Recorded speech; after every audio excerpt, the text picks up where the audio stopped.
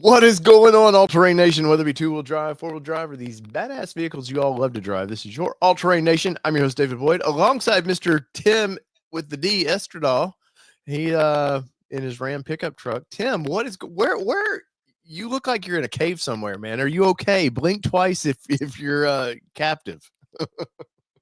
Undisclosed location. I'm seeing cows, so I could be Nebraska or Texas. Well, we have cows in Tennessee too, though. Oh, at Tennessee? No, I'm not in Tennessee. No, I'm not a volunteer state. So I'm on a road trip, and I brought my camper with me. And you're hearing probably, I don't know. Yeah, that's the AC kicking on because it's freaking hot in Texas. I want to go outside, but it's currently still 90 degrees at 7 o'clock at night. And who would have thought that, huh? I know, who'd have thunk. So yeah, and this live stream is brought to you by the folks at Tesla because we're using the Starlink. So we're testing this out. This is a full, get off my hat there, bug. We're using Tesla Starlink. We may kill all my gigabytes of service. May cost me $65 to do this live stream. Dang. But gosh darn it, we're gonna try. We're gonna see what's going on. I don't know. Basically, Tim's saying on his side, super chat like crazy for him. Yeah. I need to make up for whatever we're spending on the situation happening with the what's going on. So hi from Texas. It took 2 days to get out here. You know, it rains sideways in Texas. No way. Yeah. So that movie Twister crazy. didn't lie. It is absolutely insane. I drove through a rainstorm, which I did a YouTube short on, and I screwed up, did not show my camper when I got here, but sorry to those folks lost that little short. But yes, I drove through the worst towing experience I've ever seen. Is it because you're driving a Ram?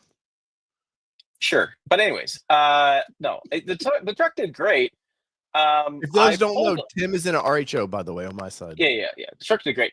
No, so to give people backstory, I drove down to Dodge City, Kansas. I stopped with my 6 shooters and my horses. We spent the night there. No, we did not. I did just that's my Dodge City joke. Spent the night there, and we drove down to Decatur, Texas, and down in Stanford RV Ranch. I'll give them a plug. And I stopped about 20 miles away in I forget the name of the town. But anyways, it started storming so bad. Semi trucks pulled over. I pulled over. It was massive rainstorms. And I was really impressed how the truck handled it with the wind blowing. I mean, it was blowing, gusting 30 to 40 miles an hour. And with the weight shifting hitch and 30-foot camper, it didn't move at all. I was really impressed with that. So I was shocked. I had a window of time. I thought the rain was going to stop. I was wrong. But I was 20 miles away, damn it. I wanted to get here. So I drove through the last of the storm, and I made it. Knock on petrified wood I have in here, whatever the plastically crap I have, but I made it, and I had about this much whiskey, like a eighth of an inch whiskey in my container. Ooh. And it turns out that Texas liquor stores are closed on Sunday. Who the hell knew that piece of Welcome to the Bible Belt, buddy. So I had a very stressful night because I had no Wi-Fi, had no TV, nothing. I couldn't watch any sports. Had to goof around in a movie and drink a beer, which is fine, but that's not what I need to calm my nerves down. And it was a very stressful evening. But anyway, so I stopped. From what I saw the football game, Tim, you didn't miss anything. It wasn't. I didn't even know who played. Anyways, I stopped at the liquor store. I got myself supplies. I bought extra supplies that I don't normally do because I'm not going through that again. And I did not. I thought about going in at 10 a.m. when they opened, but I'm not that much of an alcoholic, so I thought maybe I shouldn't do that. But I did think about that for a hot minute. I did some work today. I'm in my camper tonight. We're doing the Starlink live because he twisted my arm, and yeah. Basically, Tim's got nobody there to talk to, so he's just gonna be rubbing his goatee, talking to the petrified wood in there. So I thought, well, why not bring Tim back in? That and the cows. I actually saw a baby cow outside and opened my door, and I literally made it piss. I scared it so bad. Well, if they start talking to you, we got problems. Okay. That'd be true. I'm right outside of a lake, and I want to see the sunset over the lake. So that's my goal. Well, I have a lawn chair I bought a new lawn chair that it's got the shocks built into it. Have you seen these lawn chairs with shocks? Oh built yeah. So, and you're going to stay here, by the way. Are you going to talk about news? I was about to say that. Breaking news. Yeah, we're RVing. We're going to camp out in Texas with Tim. So this should be fun. Yes, not with Tim. We'll be neighbors. Yeah, he'll be up the way because he snores so badly. So far enough away, I won't hear him at night. But yes, so we'll be watching the sunset. This lake is actually you'll be impressed. It's actually a really nice lake, and I have So there's there's water in the lake today.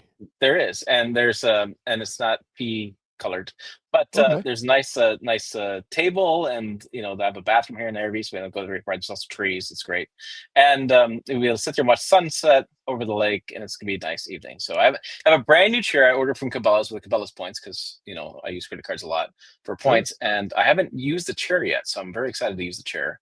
After 2 days of driving, I'm finally ready to exhale and use the chair and relax. So quick question. So you've owned this trailer, you bought it this year, right? This spring, something like that? Yeah, we bought it like in March or April, I think, probably around there. Yeah. So obviously, I know you've done a couple trips. You did your big family trip in it and stuff. And of course, Yeah.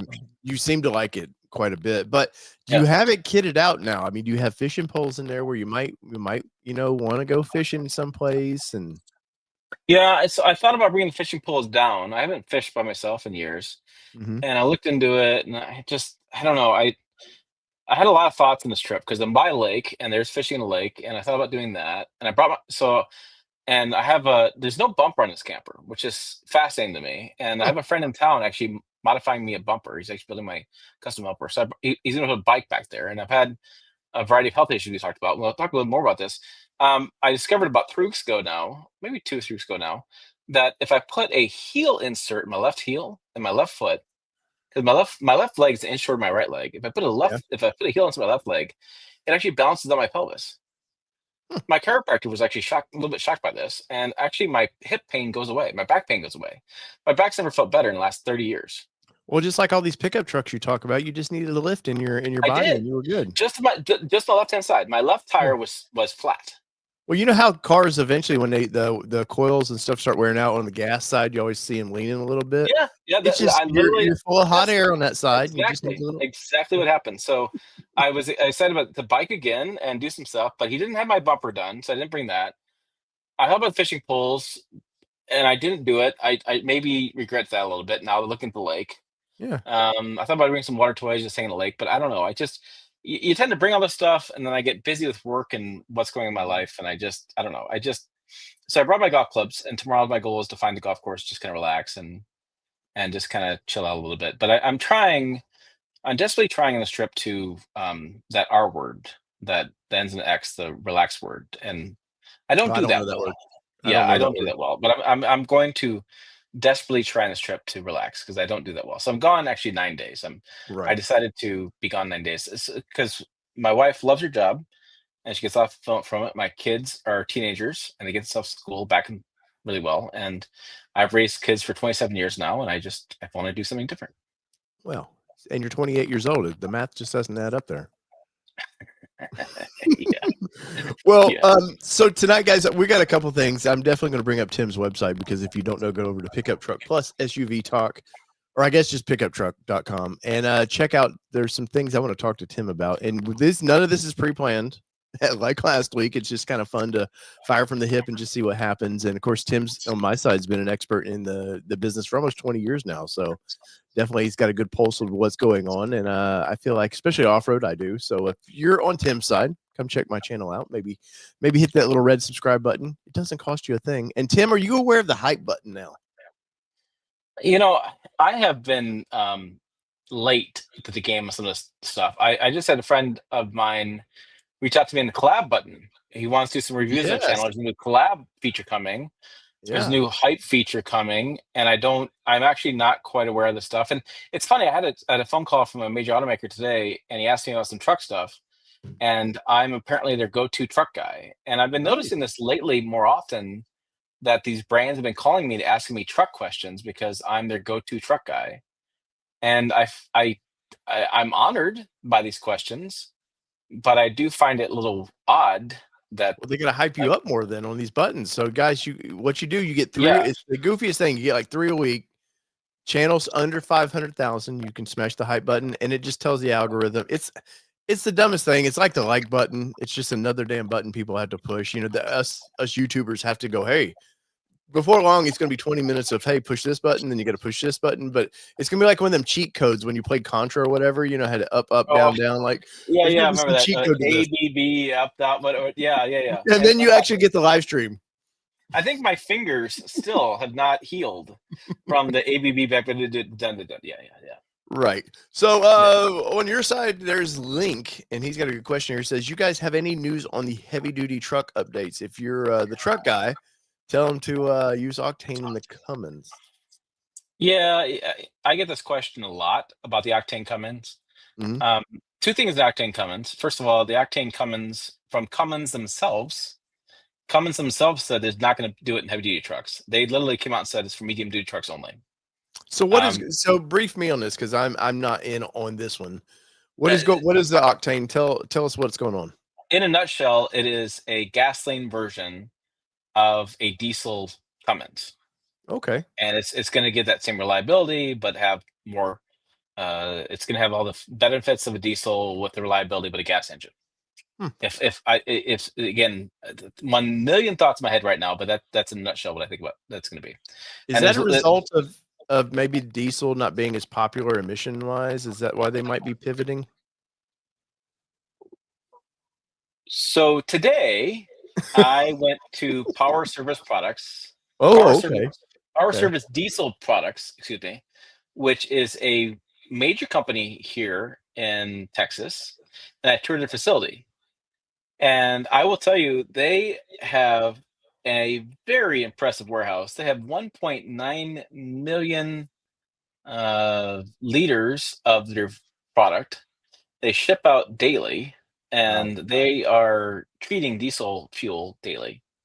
And they have a new product that is going to treat the DPF filter and the diesel injector to make it clean and actually improve horsepower back to factory or better than factory, and fuel economy actually to a number that's even greater than. I think it's a shame in this country that diesel has a bad rap from the VW scandal and what we've had in years past. So, but yeah, I mean, diesel's always, when I was a kid, you always thought they're leaky, they're noisy, they're just dirty. That's the problem. I mean, yes. Yeah. And so they actually, interestingly enough, the diesel service product people or products, oh God, their name is tough for me. Anyways, they actually bought all GM 3-liter diesel trucks they drive now, and they actually bought Banks iDashes after watching my videos. Well, you're a big fan of that 3-liter. A huge fan. And so they actually put the product in. They actually 28 miles per gallon out of that. And yes, Link is right that the octane Cummins diesel will have less maintenance costs because it's a gas engine versus a diesel engine. But gas engines do get less fuel economy when towing versus a diesel engine. However, Cummins does say that their octane engine has better fuel economy than the gasoline versions. There's a lot of marketing jazz around that, and Cummins wants to sell their engine.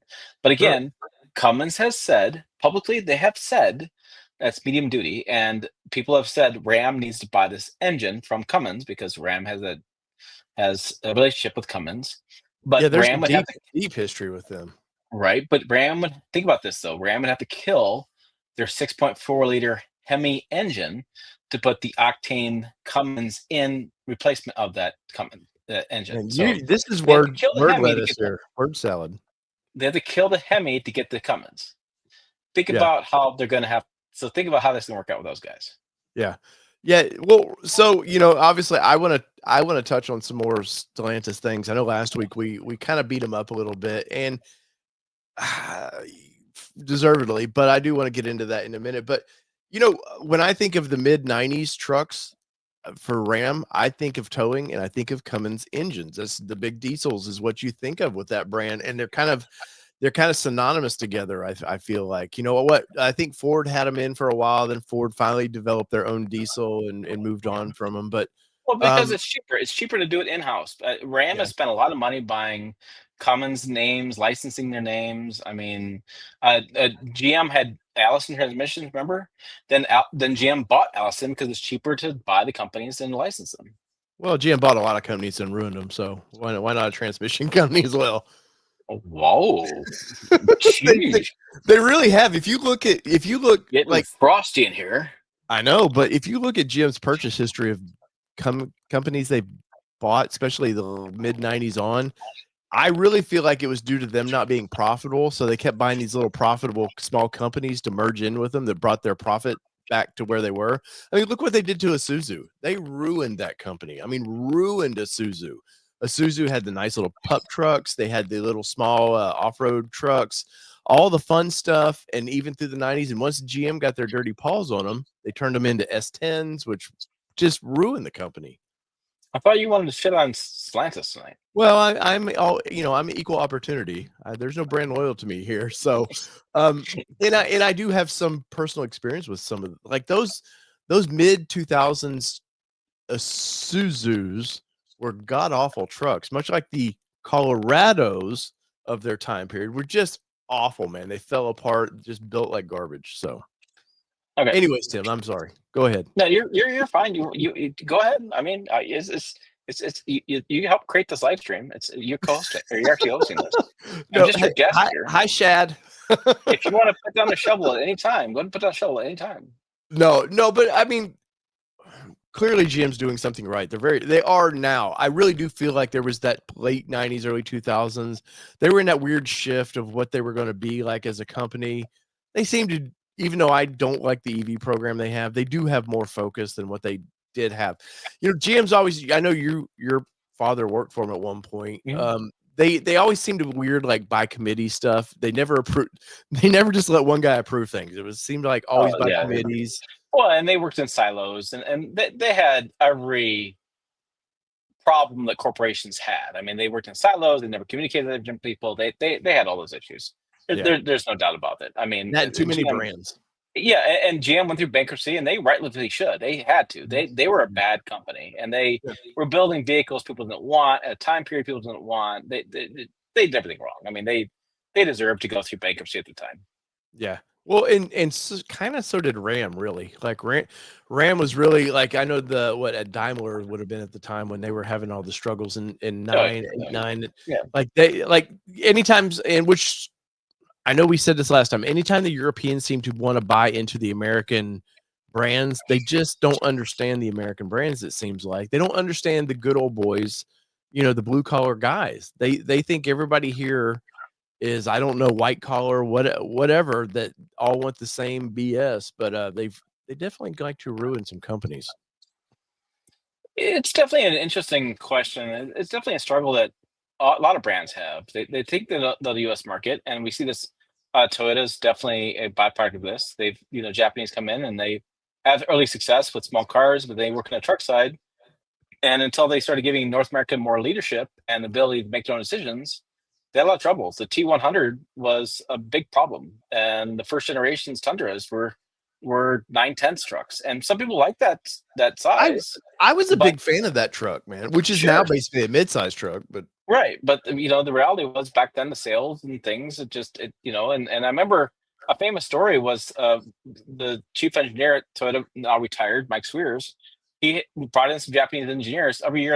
Every 2 years, they do a swap. They bring Americans go to Japan and Japanese go to America a couple of years because they understand there's a culture issue. And 1 year he brought the engineers to Michigan, and they went up north, and because Mike's an up north kind of guy, and they went to do some towing stuff.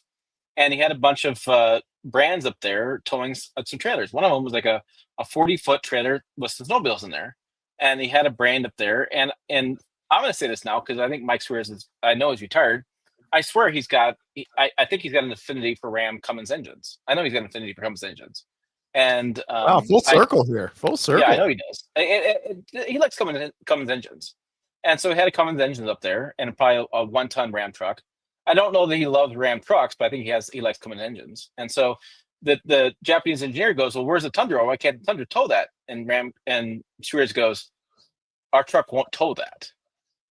And the Japanese engineer just could not understand why they couldn't tow that truck. Like he didn't understand towing, because in Japan, when I was over there, they don't tow anything. They haul a lot of stuff. Yeah, They don't tow they stuff. have those little flatbed trucks they put everything Yes, on. the K trucks. And the Yeah. K trucks come in different sizes. Everything gets loaded on the bed of that truck. They haul everything, so it's a different thing. And so there's always been a lot of issues with that. And it's interesting because I think the Tundra right now is a byproduct of that. They just never put money into that truck as much as they should. And right now, I guess I screwed up. I didn't listen to a certain interview, and the Tundra won't be refreshed till 2028, which I frankly think is just way too long.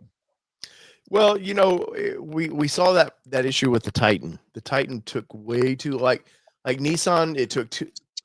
I know there's the whole story of Ram was going to build, or Dodge at the time was going to build the next Titan, the second generation Titan. That whole thing in 9, Nissan Yeah. pulled out of that. Nissan was left with a mess of like, we got to kind of take what we had going, try to throw it into something. But they were just too slow to market, and it would be a shame if Toyota's always been pretty quick to change. It would be a shame if they're just so slow with the full size truck and not react in time. When I know on your website you've got some good news of the 27 Silverado. Like the big two will say they develop fast. They know people want the next thing. They're into about 2 years in a full size truck. They want the next new thing. But I like the Toyota. To me, is a great truck. The 3.5, which I was a little nervous at driving initially. Good engine, man. I know there's the whole first COVID-y things that you had to replace those engines, but I find that truck to be excellent. And even as much as I poo on Stellantis, right now my favorite full size truck is the Ram 1500. I love that truck, especially in the Rebel trim. I think you get a lot of bang for your buck with that. Of course, you've got the RHO, which I'm very jealous of. I would love to, have one of those, or maybe a future TRX if we get those Hemis back. And I think that's going to happen. I think the TRX is going to come back. I think the question is not going to be about if it's going to come back. I think the problem's going to be the price point. Well, it's going to be $120,000. I think Ram would be stupid if it didn't follow the Ford business plan. Yeah, why not? I mean, yeah, you're selling for that price. You would have sold 2 trucks normally. I don't blame them at all for that. And I know it's a great way to go, hey, you guys want V8? Well, we're so restricted what we can do with them. You got to pay for them. Because with all the emissions BS, I never heard Ford go, no, we're not going to build that. It's just it hurts our cafe regs too much. No, just let you pay for it, man. I'm sure there's a gas guzzler tax on top of that, and so be it. Yeah, and I've heard that in the comments lately. I actually was talking to a gentleman in the comments of my YouTube channel, and again, traveling, and I catch comments, I don't catch comments, whatever, and I get cranky. Definitely my age, I get a little cranky. But this guy was talking about how cafe was gone, it was completely gone, and it doesn't exist anymore, and it's all the emissions BS is gone, and I'm like, no, it's not, and he's like, well, the fines are gone. I'm like, well, the fines are gone for 1 year. But cafe, the thing you understand with cafe is the cafe is for those watching at home. It's corporate average fuel economy, and that exists in the United States since 1970s. It's a result of it's a result of the oil embargo that happened with Iran, with the Arab states and Iran, obviously. It really impacted the United States. It actually was a good thing for many years because we had some cars that were really bad fuel economy cars. It was a good thing. We needed fuel economy standards, and as legislation happens in the government, we go too far, then we go too little. We go too far, go too little. It happens decades back and forth. And President Trump has said that those companies don't have to pay fines for this year. Okay, but the regulations aren't gone. And the thing is, regulations don't just impact the United States. Regulations impact the world, and the world uses Euro 6 standards. China and India have Euro 6 standards. Whether or not you believe that, or you agree with that, or whether or not you believe this headline from India building coal plants, I don't care what you believe. But those regulations do impact globally. That's the reason why the Hurricane engine does exist for Stellantis. The chief engineer said it pretty flatly.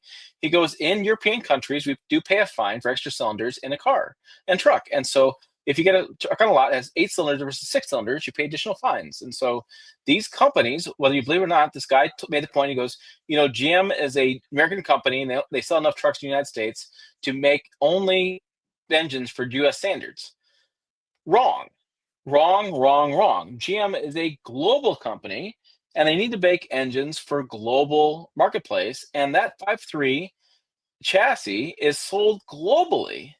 And what do you think powers RVs? What do you think powers U-Hauls? What do you think powers box trucks globally? What do you think is running in Thailand? I mean, the things, that stuff happens globally. Now, there are third world countries that don't care for safety standards and emissions, but eventually they're going to. And as an automaker who makes changes every 7-8 years, you have to plan for that stuff. Well, I'm okay for sometimes we go a little too far and then it gets pulled back a little bit. Definitely in whether you agree with Biden's administration's push for EV, there's good in that. Sometimes you need to be pushed forward, fighting and kicking a little bit to get you maybe to where you need to be now. You know, Yeah. I'm okay. I'm okay with that.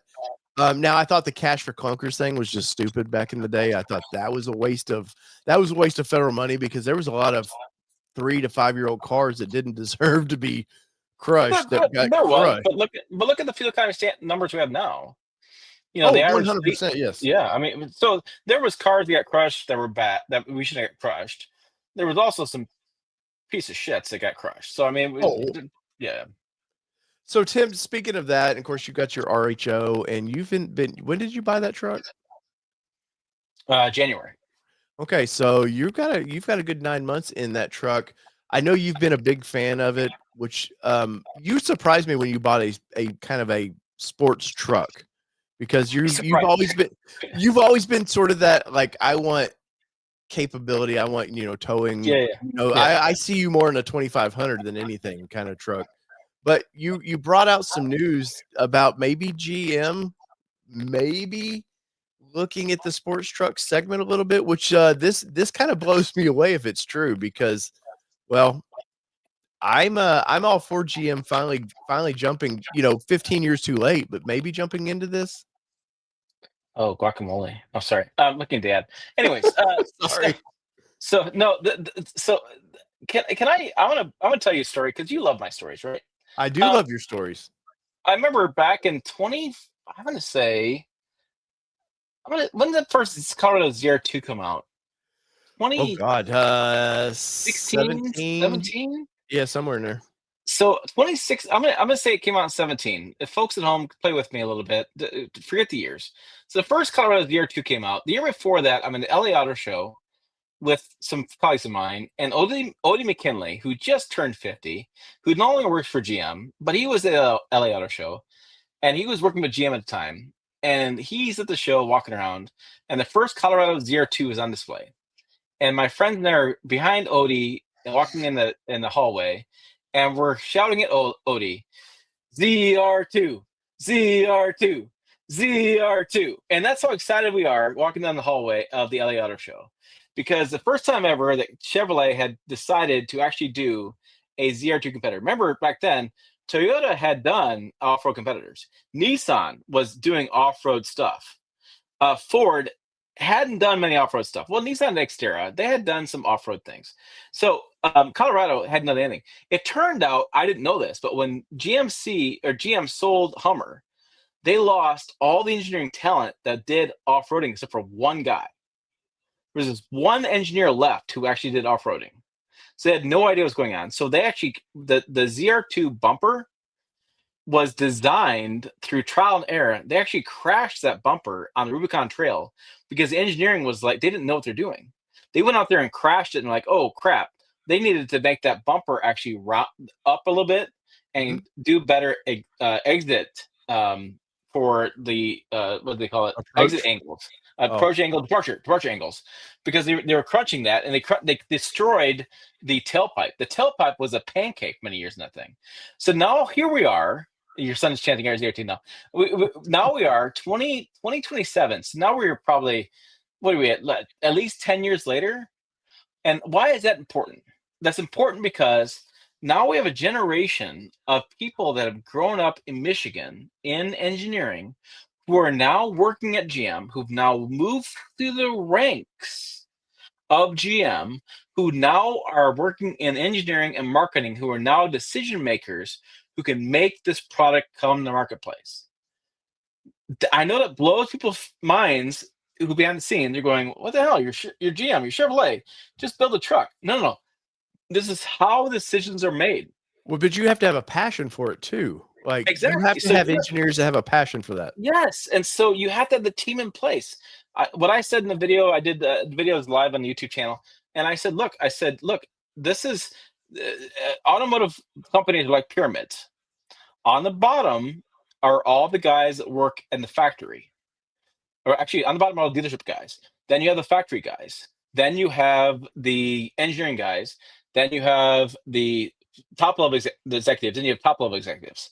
That's how companies are made. So you have to get the guys going through the rungs to get to the top to make decisions. So the VR2 they're working on now could finally be the real competitor that GM's needed. They finally have the engineering talent to get there. We finally get 35s. We finally get real wheel travel. We could finally get a supercharged engine, right? So I made the point in the article that the ZR2 currently has a 6.2 liter V8 or a 3-liter Duramax diesel. I love the 3-liter Duramax diesel. It's a great engine. They had in the Colorado ZR2. It's a great engine. It's a rock crawler engine and an off-road trim. It really is. Yeah, but full. So But I do a lot of off-roading, off-road Tim. racing. It's not you don't want diesel. Yeah, but for me, full-size trucks are never for rock crawling. That's me personally. Exactly. They're way too big. Yep, You know, exactly. Nissan made this problem with the Titan Warrior, the Warrior Titan. Beautiful looking truck, and they put a damn diesel in it, and it turned off every auto journalist that had any brain of off-road. You're like, what are you doing? You want in an off-road truck and a sport off-road truck, you want stupid fast. To get stupid fast, you want supercharged V8. You want a sports car engine. They have this. It's in the Corvette and Camaro. 6.2 liter supercharged, over 600 horsepower. You can look on Google. Whipple's got a supercharger. Who else got? I mean, I Googled it, and there's like 10 different brand aftermarket companies. They have a bolt-on supercharger for 6.2 liter V8. All of them have 600 horsepower. Well, Ford's smart with that now. If you've seen like the sleepers that they're doing, you can buy a base XL with the Coyote, and they throw a supercharger on it, and you've got a super truck instantly. Yeah, exactly. Yep, and that's exactly what GM needs. And if GM came out with a supercharged V8 with the wide body panels, and they put 35s on it with the Multimatic DSSV, which arguably are too complex or whatever, but they're cool. Too expensive. Whatever. Yeah, but you know what? There's something. They're a name. They're doing their own thing. I will say this. They're doing their own thing, yeah. And they do that, and they put the flow tie bow tie in the front, which is just a cool concept looking thing, and they have that truck, and they say they go back to that. They could have something. They could really have something that would get marketing fired up. They could get something that would really inspire people to look at Chevrolet trucks. Right. Well, I fear though that they've just taken way too damn long though, Tim. I know you're talking about generations to get into it, and I agree with you with that. But at some point, as big as GM is, you know, they've effed up with the well, what's their off-road SUV they used to build? The Blazer. They've totally screwed that nameplate up. They ruined a nameplate now just for brand awareness in something that's never been a Blazer. With this looks, I mean, from what you've spy photos that you've got here, they look that looks great from what I can tell. But honestly, 35s anymore is not enough. When you've got the 37 package with a Raptor now, you know, it's this male dick measuring contest. I know that's crap, but it is true. My neighbor, he's got 35s. I want to impress the other guy. Like, I want to be the cool guy in the neighborhood, which is really, I think, can like probably 90% of Raptor buyers. That's what it is like, it's like what they used to say about vet, owners. They're compensating for something. Well, now it's super trucks. We're compensating for something, and they never get used.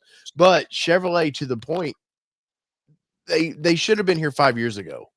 And I know they move up fast enough in the ranks that people can push this, but back to GM's goofy committee BS they do of it's got to go through, it's like the federal government you've got to go through to get a bill passed. And by the time you get it up to where it should be, it's so watered down. And I'm scared for GM that this truck might look the part, but be watered down like crazy, because Colorado, I think, is a beautiful design, but it's not the Colorado ZR2, especially the Bison. it's just not enough, man. Like the engine, they should have in a Bison, they should have put a V6 in it. I don't care if you do what they do Ford did with the 115,000 Raptor R for a midsize truck, crank the price up, yes, to where that $70,000 is, but you're just not at now getting enough, in my opinion. Yeah, you're getting cool 35, something no other truck's doing currently for midsize truck, but that's all you're getting. The engines, when I drove that truck up in Wisconsin, it did not impress me at all on road at all. No, I mean the cool part of the Bison is the skid plates, the boron steel. The Dave from AEV knows what the hell he's doing. He did a great job getting that truck, doing his piece to it. But the rest of the track, the powertrain stuff didn't get changed. Yeah. I just Do you my feel like issue with because they're so EV focused or were so EV focused that they went, okay, you can build the trucks, but they're gonna be so limp, whatever, that people buy them because loyalty is everything in brands, but they just won't be happy with it. I just I hate to say it, but I just don't know of a person within GM right now that I can look to in the GM leadership that's a real truck guy. Yeah. And I may get an email tomorrow from GM about this, and they may be pissy at me It's about my this. fault. It's All Terrain Nation's fault, not Tim. And that's fine. But I look at GM trucks and I think about the leadership I talked to the last couple of years, and they do a great job in Corvettes. They really do. They do a really great job in EVs. But when I look at the truck team, and I tell people this story all the time, and it's kind of a baseball analogy. But when you go talk to Ford and you talk to the Ford engineering team, they're like the Yankees, man. They pass around the title of chief engineer like it's Yogi Berra talking to all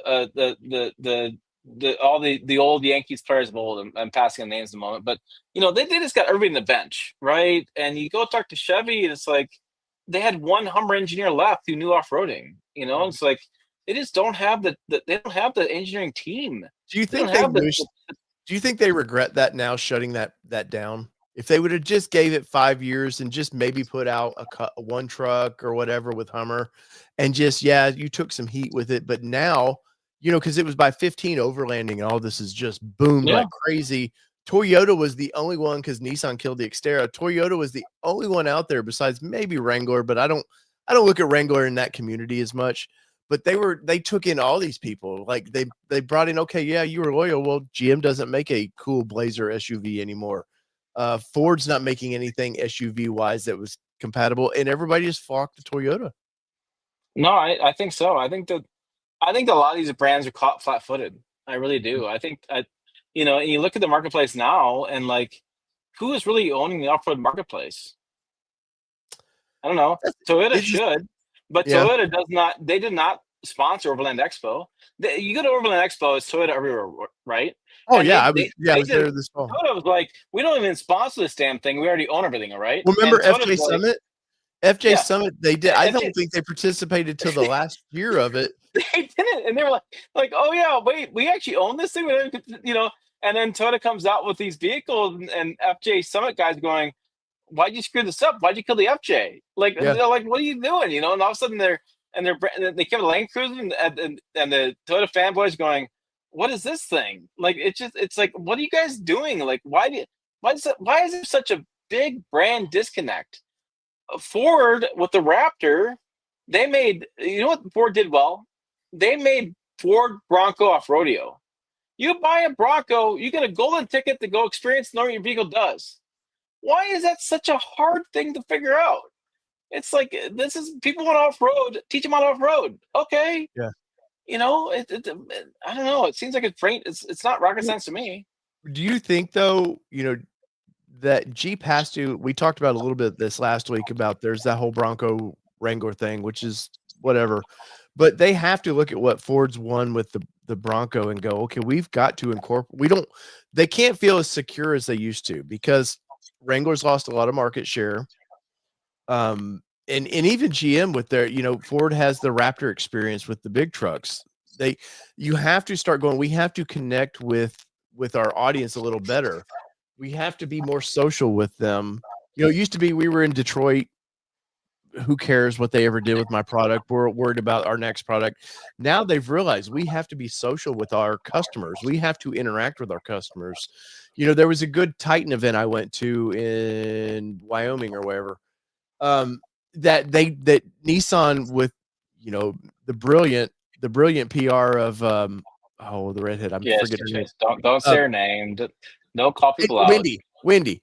Anyways, no, but she had this brilliant idea of bringing in enthusiasts and journalists into a Titan event. Like, I thought it was a really good idea, and she sort of did that with the last Wrangler event they did at the Rubicon. That she was bringing that in, but I think manufacturers are learning we're so splintered anymore. It's like, there is no like 3 trucks that just dominate everything. Toyota for midsize dominates that, yes, but the lesser ones are slowly chipping away. Ford, yes, is with the F-150. Yes, they've dominated, or F Series, they've dominated. But guess what? You do have your Toyotas that are punching away at that every. I don't care if you stole 100 sales that were going to buy Ford a year. They are chipping away, and sales are picking up on Tundra, which has to scare like Ram, because they're the third guy out there going, crap, man, we're trying to take out the top dog. Now we're losing sales too. Manufacturers have to learn. We have to connect. We have to be a part of the communities now. I think that's where Bronco really won. You said it last week. Somebody at Ford was in all the Jeep forums learning the soul of what made the Wrangler, chipping away at that. Jeep's got people in the Ford forums now doing the same thing, going, okay, what's the beefs with this truck? What's the pluses? And Chevrolet, come on, Chevy, do something in that segment. But I could ramble all day on that. But I have to say, though, I'm happy to see Chevrolet doing potentially 35s, jumping into that. They don't have to go full Raptor. That's a tough one. Even the Raptor initially was a bomb. It did not sell for the first couple of years. Of course, it came out right when the economy's collapsing too. That didn't help, but it took a long time for them to actually build that program. So come on, GM, get with it. And save it for just Chevrolet. I don't need a twin of it in GMC. It does boggle my mind in this day and age when we have so much social media, and you and I both are in the world where we go to events. There's lots of influencers at the events, and they've been in the space for 10 years, and they do their Instagrams, and they do their stuff, and these brands believe these influencers are selling vehicles. Okay. Okay. All right. So I'll give you that. These influencers selling vehicles. I don't know that they are, but okay, let's say they are. But if they are, why aren't you listening to what the influencer fans are saying? That's always my comments. Like, why aren't you listening what the fans want? Like, well, I don't think initially the fans exactly know how to let them know constructively, this is what changes we like. I preach this a lot because I was told this. If an influencer, or if a normal person on a forum like loves this truck, but hey, this thing's just the front end just effing sucks. Like, you can't take that to management. You just can't be like, constructive criticism within the influencer community and the enthusiast communities, where you've got to lay your thoughts out properly. Don't give up on just F this truck, like the Gladiator, which I'm gonna bring up in just a second, man. I like the Gladiator. I know you're kind of hit or miss with it. Because you own one. Well, no, but I didn't own it. I bought that just to experience it. I didn't buy it because I thought, oh wow, that's my new favorite truck. Because I really wish that Ford did the Bronco in that. Build that something smaller bed, a 2-door, I think would sell. I think it would do it justice. But these brands, I've talked to a few of them now, and even somebody from Jeep, where they're just like, it's hard to take to management when we have problems, when you just go, this sucks. That's it. But where were you going with the influencers, Tim? I'm sorry. No, I think it's interesting that they've gone these influencer route, that the influencers sell vehicles, and they do their little video and they sell these things. But constructive feedback doesn't really get through to management. And I was just talking to the oh man, what's your name again? The diesel service products, power service, God, power service diesel products. And they bought a variety of GMC Sierras that they're driving around all over Texas. Guys, let me share with you guys this. This guy's territory is Louisiana, Texas, Oklahoma, parts of Colorado, and New Mexico. And he's got 7 other regional reps who have territories like his size. Now, for those of you who live in Texas, which is like maybe that's one of my fingers that pointed out. You got to put Think 2 about fingers that. for Texas, man. Come on. But think about that. That's 8.5 hours from Dallas to Galveston. Yeah. Which is just one part of his territory. And I hopped in his truck and we drove around because there's a couple of facilities here in the area that wherever they're Wheatley, I think is what the area they were in. Anyways, and I immediately got in and I was like, oh, these are GM seats. They suck. They suck. And he commented, he goes, and we talked a little bit in the factory. He goes, yeah, these seats suck. And I said, well, wait till next year. And he goes, really? I said, yeah, 2027, the seats that finally get changed. And he goes, thank God, because the seats are terrible. And the problem is that GM signed an agreement, probably with Lear, is my guess, is the seat manufacturer. And they signed a 7-year agreement. When I've learned this over the years is that with the agreements they make with tier 1 suppliers is that the front end is full of profit, and the last year of the agreement, there's little to no profit. So there's no incentive for Lear to make changes to the seat comfort by year 7. So they're waiting for the next model year change for there to be changes of profit, because then Lear can invest in changes to the seats and they could bring new seats in that are more comfortable. So you can't make, in the current business model of trucks, you can't make a year-over-year change in seat comfort because there's no way in the current business model of vehicles to make that change happen. Well, because they have injection molding for all the foam and stuff like that. Injection molding and all that is super expensive. I mean, it's very, very expensive. So you have to get many years out of those molds. They're just so if and I guess my point of view on this is that if you make one decision, and let's say today is Monday, September 22nd, 2025. If I make a decision today, I have to live with that for 7 years. Yeah. And so consumers today watch TikTok, which is 3 minutes long. That's their decision. That's their lifespan of attention, right? Attention span. Yeah, we got hummingbird brains. Right. And so their world has gone from I'm going to read a book to 3 minutes. And automakers are still stuck on you will read the Encyclopedia Britannica.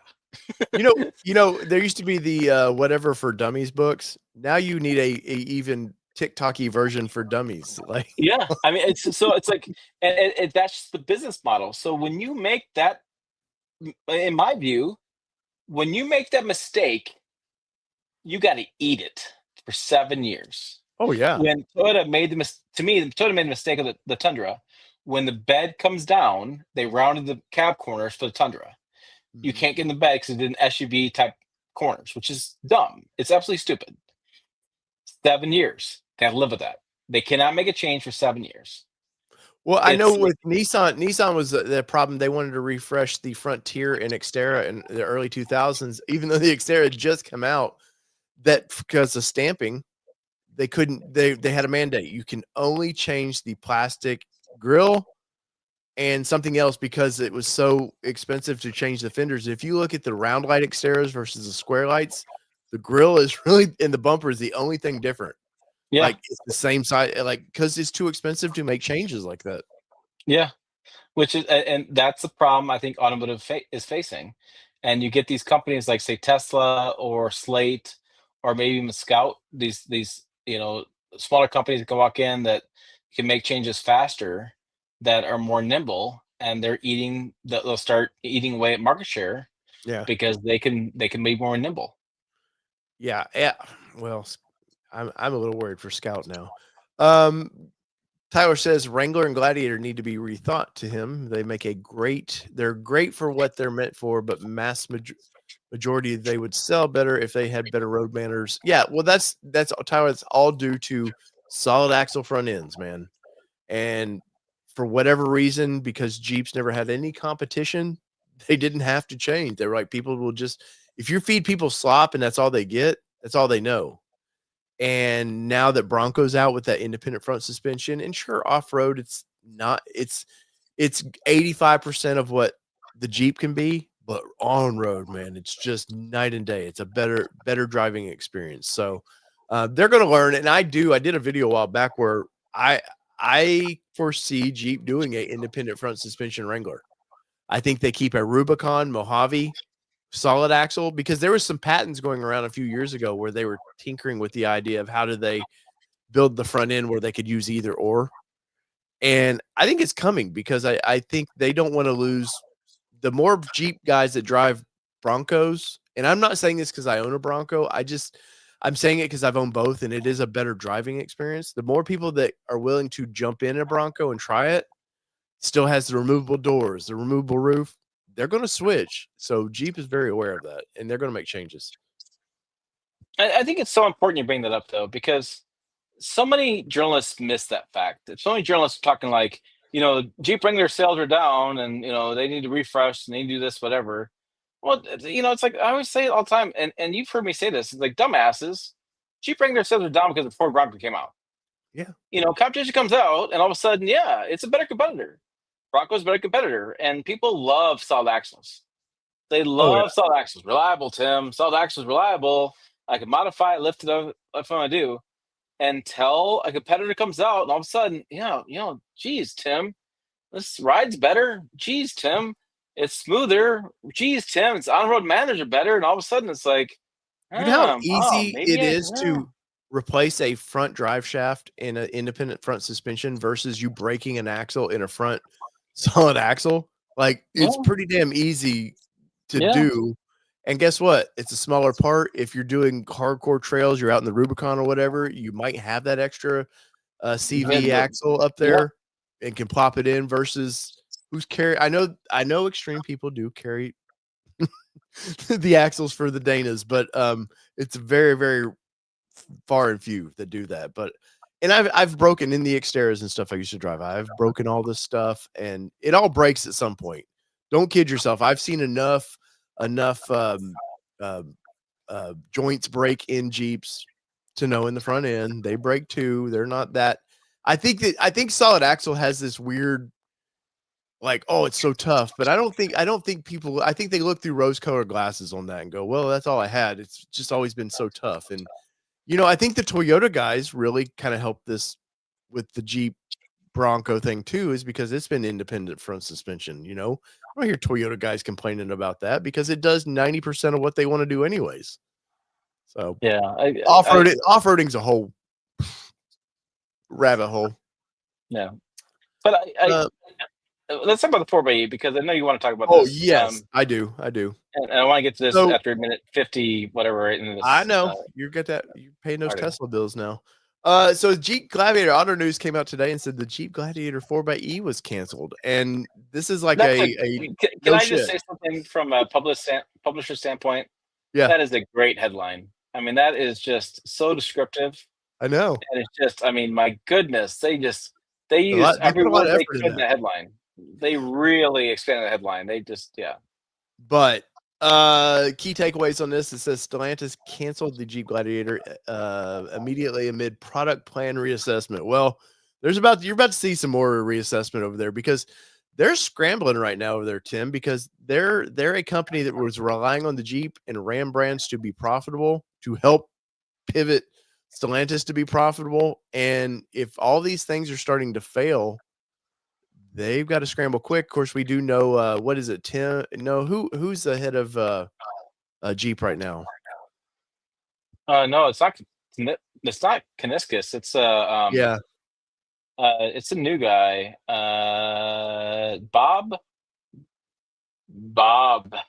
Bob. Okay, so Bob knows his job. He's got to go in there and Bob Broad. I can't say it. I ain't gonna try. Bob, I've had too much whiskey. And you know what? I have not had too much whiskey. I've had a little more whiskey, Bob. Oh, a little Buffalo It's Trace in there. Brodendorf. Okay. Who But I've not met. he knows he's quickly got to go in there and clean house. Like we've got to Well, cut because costs. Antonio was like, "You got to fix this crap, buddy." Yes. I gotta pour Yes. some And crap. they've relied for too long. They relied on the Wrangler and they didn't update it. They really, when Bronco came along, I know I keep going back with the Bronco, but there's a lot of truth in this. When Bronco came along, it scared Jeep enough to go, well, we've been asking for V8s forever. Where have they been? And suddenly Bronco comes out. It's like, V8, look, we did it, guys. Magic. But the Wrangler's getting old. Gladiator's getting old. Gladiator, I know you have told me many times it's a one and done. You don't think it'll be back for a second gen. I think it will be back for a second gen. I think it's going to be revamped and have its own look. But there's a lot of jobs on the line here, and they've got to quickly fix some problems. And now there's no incentive with the federal government tax credits, Tim. Well, I think there's a lot more going behind the scenes. I mean, I think Jim Morrison got screwed at Jeep. I mean, Carlos Tavares came in and screwed things over. I think Tavares made more mistakes at Stellantis that we don't even know about. 100%. And now we're just, it reminds me of your friend at Nissan, Carlos Ghosn, and all the mistakes he made. Myself. I know. And so I think about the mistakes he made. He's coming out of that. So I think Jim Morrison got screwed because Jeep was on a really good. Sales were booming, and then Bronco took the wind out of sales, and then Tavares came in and forced the 4xe stuff on their throats, and then the CARB states forced them to not sell the 4xe, or excuse me, not sell the gas engine in certain states, which that screwed over the Wrangler sales, and just a lot of stuff went way down. Do you think 4xe sales, because I've driven that vehicle, I do not like it at all. It's a bad driving experience for the Jeep to me personally. If you own one, you may like it and be like, hey, this is all I know of Jeep. This is what I like. But do you think because that you got Bronco sales chipping away, you've got all these states now mandating, like you can order a gas powered Wrangler in 13 states, but you can't find them on dealer lots. You're forced to buy 4xe. Do you think when people drive those, they test drive them, they're like, well, this sucks? I think that's a big damn story. And I ran that story. And I guess I think I shoved that story in your face because I think it was a big damn story. And journalists don't talk about that story, but I think that's a huge story. I think that because CARB states you can't in certain the states that have adopted CARB laws, you cannot California law or whatever. Yeah, California law. You cannot buy a gas powered Wrangler on the lot. You have to order it. You can only go buy a 4xe. That's a huge deal. And you go down the street, and you can buy a Ford Bronco on the lot. That's a gas-powered Ford Bronco. I mean, I think that's a big deal. You're getting 95% of what you wanted. Yeah. And you go home today. And consumers, every dealership wants that. They want you to go home today with that vehicle too. Yes. And I don't. You know what? I've been doing this job 15 years, and I don't know why. There's been certain times in my life that I've made an age, and I turned 25, and that was a big deal for me.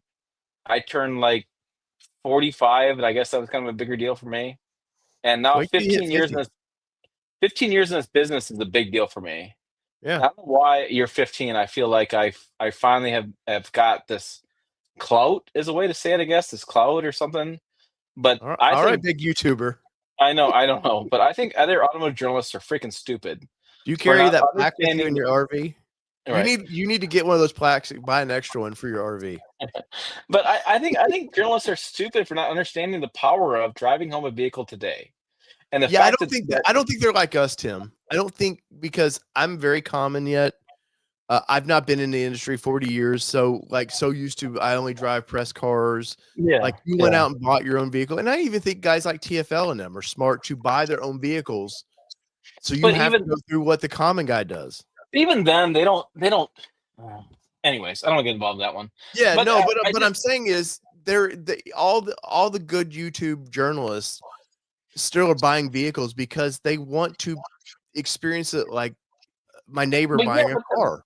But they got to understand, you just don't understand it. Like, you have to understand that there are certain things that just don't change. And coming home with a brand new toy, when you get your heart set on the brand new toy, like I remember back in 21 when my tax accountant said, "You need to buy a brand new truck," and my wife said, "You better buy a brand new truck," and my bank said, "You need to buy a brand new truck," and my business said, "You need to buy a brand new truck," and damn it, I had to buy a brand new truck. And you know what? That was the moons colliding and the sun, the eclipse colliding, and the Aztecs.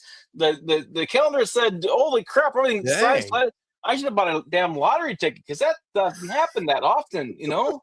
And the fact that happened, and to do that, and to understand that customer, and understand that happened, and to be excited and say, you know what, I want to buy a brand new Jeep, and go to dealership lot, and there's nothing I want to buy, and I have to buy this 4xe, this weak engine that I don't plan on plugging in, and I guarantee you, dealerships aren't plugging these in for test drives.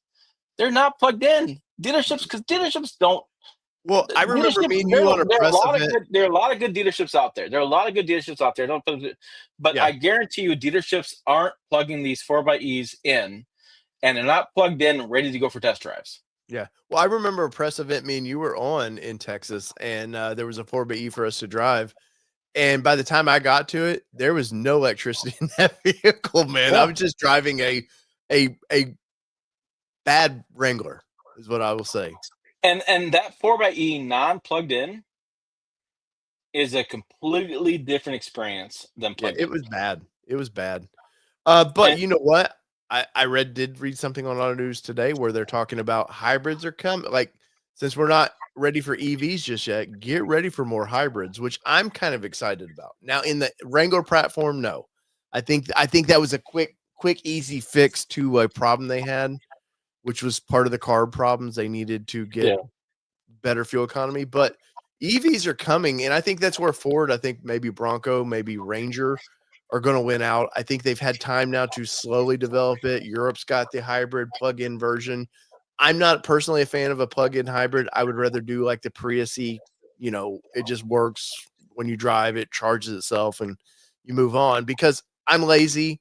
I'm going to come home. I'm never, like you just said earlier with the Wrangler, I'm never going to plug the damn thing in. So I would rather have more of a traditional hybrid. yeah, I agree. I'm never gonna hybrids. I, I I don't like plug-in hybrids, and I've uh, my issue with plug-in hybrids is when you take your pencil to the paper and you look at the price increase for a plug-in hybrid and how much you would save in fuel over the course of a year and divide that over how many years it takes you to make the money back, it doesn't pencil out. Well, it's like diesel in a small truck. Every dude wanted a diesel in it till you realize I have to own that truck 9 years just to break even, like Yeah. because of the costs associated with them. And I know right now, today, I just found out, I guess, I don't know, a week ago, there's a certain manufacturer that stopped giving me press vehicles because all they wanted to build was plug-in hybrids. And I kept calling them out in videos. And so now I don't get the vehicles. And you know what? I'm okay with that Hey because guys, if you were with Tim, you can share your press vehicles with me. I'm pro hybrid. yeah, I'll but plug it in. I swear. I'm okay with that because I don't think it makes sense. And I'm not going to lie to my audience and say that it makes Yeah. sense because it doesn't. And it's not an automaker that really makes a big impact on my channel, but so I'm not going to lose sleep over it. But and I told my wife, and my wife goes, "Yeah."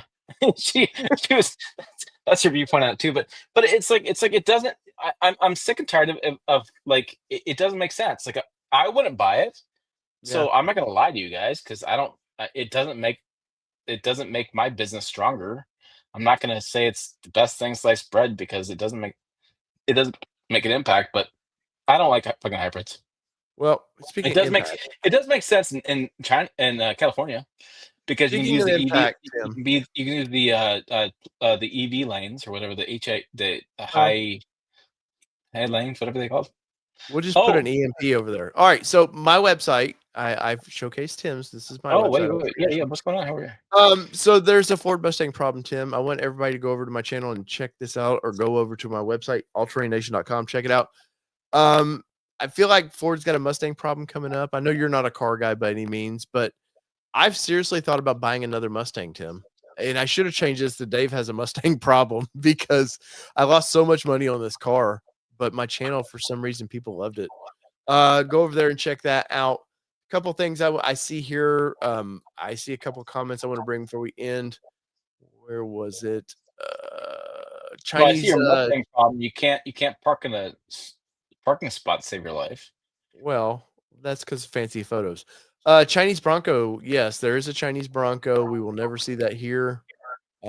It's, I would say, probably more Bronco in name than actual Ford development. But yes, there is a Chinese weird EV Bronco. There was one more comment I wanted to bring up. You need some H2 tags. Yeah, you need heading tags. I'm reading your story. I'm skimming it. Well, I mean, I need to talk to you about those websites. That's a backdoor thing. But yeah, so Tim, backdoor thing. What kind of guy do you think I am? Well, you're a backdoor man. I seen it right behind you. So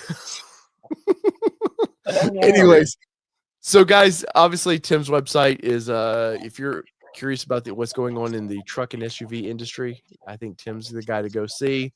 I can only hope to be the man that Tim is one day, even though I'm older than him. I don't have the hats like Tim does, but you know, someday you'll grow up. I have did you bring me? By the way, did you bring me a hat?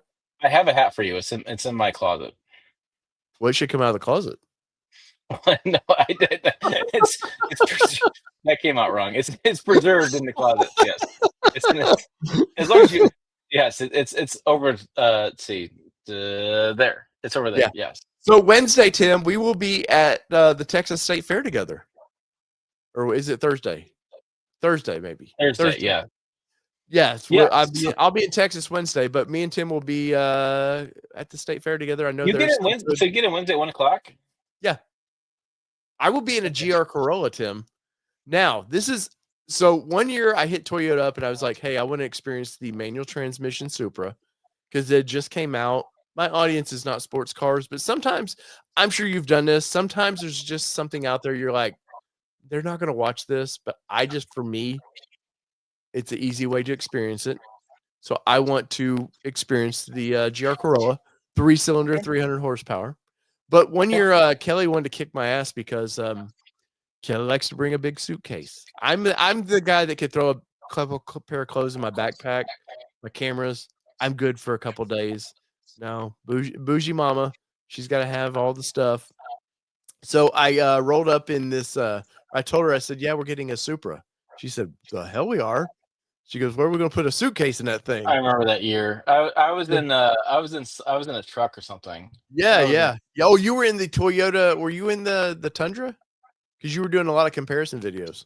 I was in something, yes. And I looked over and you guys were in this really, it was red. Was it red or something? No, it was black. Black. Yes. And very small. And I was about ready to take your suitcase and put it in my truck because your vehicle was very tiny. I remember that year. Yeah. So this year I thought, hey, let's even make it worse. Let's get a GR Corolla. Though I actually think there's probably more cargo room in the Corolla. It's a video that I hope you guys watch. I'm sure nobody will, but I want to experience this car for me. But there's a couple press conferences. I've seen Ram, I think got Ram, Jeep, and Chrysler. If I remember right. Yeah, the minivan thing. I'm gonna do some walk arounds of Ford while I'm there and some stuff. I you know how I'm gonna do things. I'm gonna do my own. I kind of wander off and. To full circle, last year we did a walk around of the Gladiator. It was in the green color, the Mojito, and I still get good views on that video of a pickup truck plus All-Terrain Nation collaboration. Yeah, I find the best things at these auto shows is to wander off. Yeah, I have breakfast with Ram. I've already done all Ram's lineup completely, and the Chrysler minivan it'll be at Tawa, the truck rodeo, so I'll do it there. And that is fun to me. That is kind of fun to me. But I'm just gonna wander around. I mean, I wander around. I want to do some. I need to do some GM content and some Ford content because my channel's a little lacking on that. Because GM and Ford are the Ford works with me right now. GM I'm having some difficulty with. I need to go to my local dealer. I'm having some trouble with GM at the moment, but I will fix that. Well, clearly you were just talking about them. Corporate wise, I will tell you that I think dealers like me. Yeah. I have a lot of goodwill with dealers. Corporate wise, there's corporate engineers like me, and I think some executives like me. It's just a hit or miss with GM. I don't Well, know what's going on. they've I given did me they've I given didn't me I didn't one press vehicle, and then they never responded again. well I So, and just they reached out to me. well I think I upset them a little bit because I didn't buy into the whole EV push, and I had some hard times with the EV stuff because I didn't have a good experience with their EVs, and now there's been a lot of problems with EVs as far as the production halts at some of the factories. And so I'm just very careful with talking about their vehicles because the Hummer did it it's a fun vehicle. It really was. I I know did you had crab some walk problems trying to in drive it. Thanksgiving. It was Thanksgiving, I think, in 2 years ago. I did crab walk for every cousin for like 4 hours. It was the best Thanksgiving ever. Like I wasn't involved with the family at all. I just was outside doing Yeah. crab walk all day long. It was Yeah. great. And the Sierra EV had a great time with. Although I did a towing thing with them. Towing with an EV is super cheap. Really? It's stupid cheap. It's so cheap. Because I you was can't go surprised by very that. far? Oh yeah, I went like 75, 80 miles. Yeah. So I'm like towing this camper, which for if I wasn't doing long distance towing like in this case, if I was just doing some towing on an average basis, like a normal person would, I'd be fine. But in this case, I'm doing long distance towing, so it wouldn't really work. But yeah, I'd do fine. Um, Wow, man. There's some harsh words here. Toyota is the ooh. most overrated make of all times, living off its old reputation. No, I've heard Woo! that. I've heard that for sure. There's a lot of people that are really, really. There's a lot of people that are really upset with the Toyota of today, especially with 2022 Tundra and the recall. There was a lot of people hurt by that. A lot of Toyota fans are really hurt by that. Hey, man, every I know every a lot of once in a Toyota while, diehards. pandemic happens. Things aren't completely the way they should be, It and just wasn't the pandemic. It was a guy in the factory, or basically a shift in the factory, didn't spray out the clean out the engine. Really, what happened? And the well, thing is, you some look back wasn't at it the they time, oil don't and they shove oil through them or something, and it wasn't getting it no, properly it into was the a guy didn't clean it out. It was a cleaning process. But uh, look back at the time, they replaced a bunch of Tacoma frames. you think they kept that guy? Oh yeah, no. But I mean, the Tacoma frame recall was a big issue for them. Unintended acceleration was a big issue for them. Toyota's had their moments, Yeah, but but you know Toyota what fans. most people don't realize? A lot of the manufacturers don't ever build their own frames. That was, I think, a Dana Yeah, issue. yeah, yeah. It just every once in a while, Toyota has a big blow up, and then it goes away, and then 6, 7 years goes by, people forget about it, and then it blows up again. I remember when the Tundra came out in 2014. There was a lot of issues back then with Tundra. 'Cause that's when I started. We had camshafts. Had an issue with those. No, cam tower. It was a cam tower leaks or something. There was the oil leaks and something like that. I can't remember all the way back then. That was a long time ago. But there's been issues over the years with Toyota. I think to remember 2018 when the Toyota Tundra lost and Sequoia lost the transmission cooler. People lost their mind about that one, and that went away until they came out with the Tundra in 22. They brought it back because the 3.5 needed it. So it just, Toyota has a thing where people, TRD John said it right. TRD John, who now has an art show, which is We've hilarious. got to get John Uh, on this together. We all three but got to get together on a but podcast. John said it right. He goes, Toyota fans always love the last generation engine. Yeah. They hate it. They absolutely hate it when it comes out. But then the new one comes out, there was like, oh, last one was better. Yeah. And it is very true. Toyota fans hate the Well, new vehicle until that new. 4-liter they Yeah, did was a turd as far as yeah, horsepower and and numbers. right until new 400 comes out, and then they want to go back to 4-liter. Yeah. That always happens every time. Well, it's I will say though, Toyota builds things to every part I know about. People talk about OEM parts and stuff. Why are they more expensive? because the manufacturers built them for 100,000 miles. They didn't build them for like AutoZone's. I needed to last 20,000 miles. They build to standards, and Toyota they exceed what most manufacturers do on parts. There's a reason their quality's there. But yeah, man, I can't imagine the complicated mess it is to build a truck now. Like it used to be, you had a carbureted engine, you had a linkage for the throttle.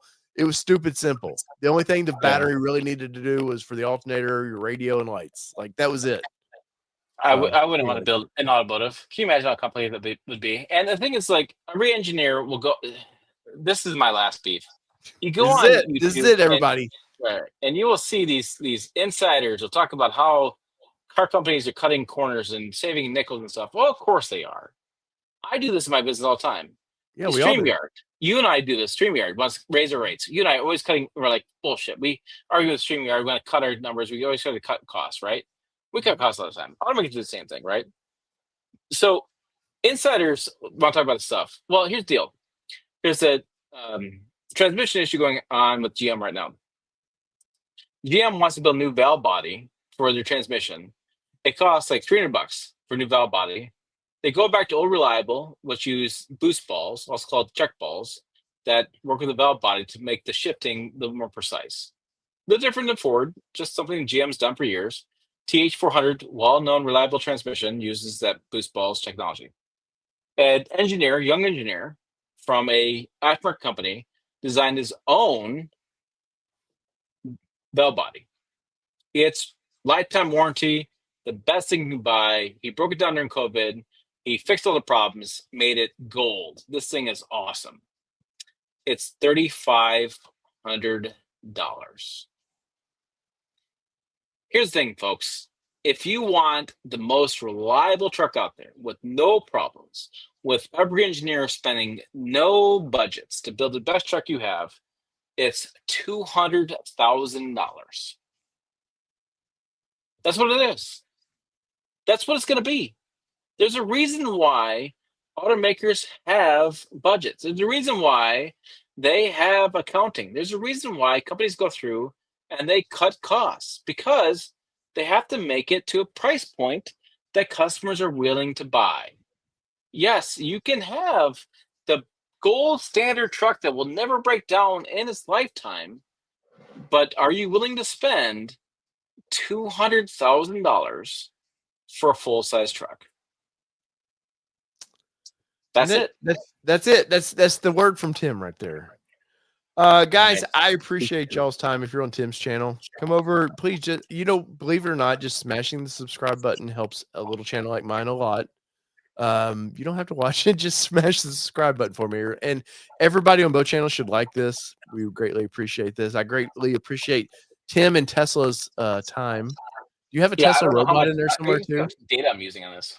Well, you know what's funny is Tim is not a Tesla fanboy by any means. And now you're using their product, Tim. I don't know. I mean, Starlink. I am curious about Starlink. The cars are like, and here's the thing. I've been in Tesla cars. I've been in their vehicles. I will tell you, I've talked to many Tesla fans, and Tesla fans tell me all the time, the cars are They love Tesla because no dealerships, ordering service by their phone. They love that aspect of it. They love the fact it's trendy. It's like buying Nike shoes back in 1990s, right? But I haven't talked to a single Tesla. I haven't talked to many Tesla fans who say the cars are amazing, because there's not much about them. The interior's like, and everything like that. So I bought Starlink because I want to travel more. And Starlink, I looked up, I researched it. I've talked to Tesla fans I know. I've talked to people that know. I've talked to my nerdy friends, and Starlink's the way to be. So this whole live stream, hour and 18 minutes, is brought to you by Starlink. I'm literally streaming the Starlink. So I'm just, if I'm not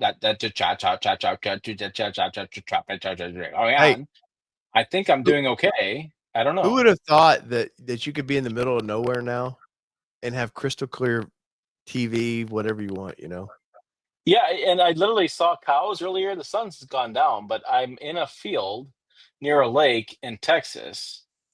Friday, I can't wait to see this field with these cows. I want to ride one of these cows.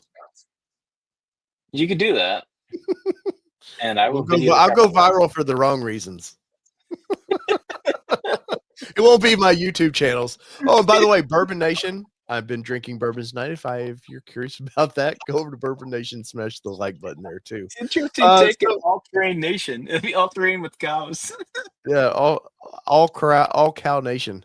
So whether it be 2-wheel drive, 4-wheel drive, it really doesn't matter what you drive, guys. Go check out. If you're on Tim's side, check us out. If you're on my side, you're checking Tim out. Tim, any final words? You tip cows, you don't ride cows. I love it, Doug.